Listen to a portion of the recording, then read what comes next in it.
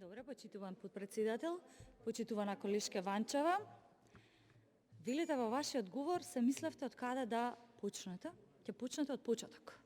Кога ќе добијате ваков лош текст на закон, кој што го злоупотребува европското знаменце или го користи европското знаменце, ги зимате регулативите. И почнувате да ги читате регулативите, дали тоа што ви го кажуваат во вашите партиски канцеларии, навистина е така. И за жал, не е така.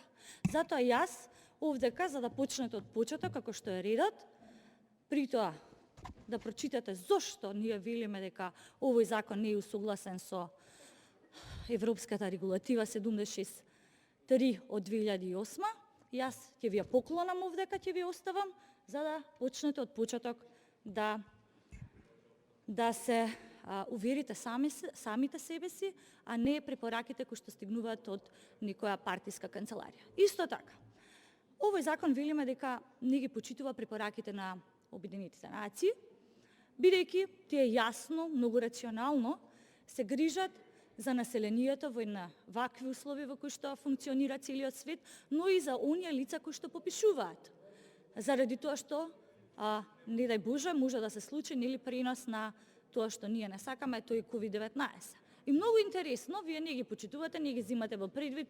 Видовме тука кои се земји размислуваат да и ги почитуваат препораките, а истовремено замислете почитување на јавност и почитувани колеги, ние имавме барање од владата за продолжување на кризната состојба во Република Македонија. И сега кога ресурсите треба да се искористуваат или истите да бидат на било каков начин ставени во слуга на извршната власт, ние тогаш имаме барање за продолжување на кризна состојба и истата е усвоена. Меѓутоа, препораките од Обединетите нации не се почитуваат. И за крај ќе завршам. Тоа го кажав и на Комисијата за европски прашања, уште кога стигна овој закон.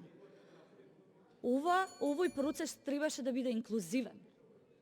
Требаше сите ние да бидеме вклучени во подобрување на овој текст.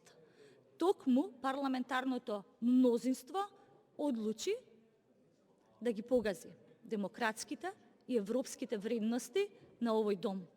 Затоа што најпозитивно ќе беше сите да дадовме придонес, да се покажеше волја и доблест од мнозинството, да се прифатат амандманите, за да биде подобрен овој текст. Затоа што ако за ништо се согласивме, овој попис и тоа како е потребен во Република Македонија. Контрреплика, пратеничката Снежана Калевска-Ванчева.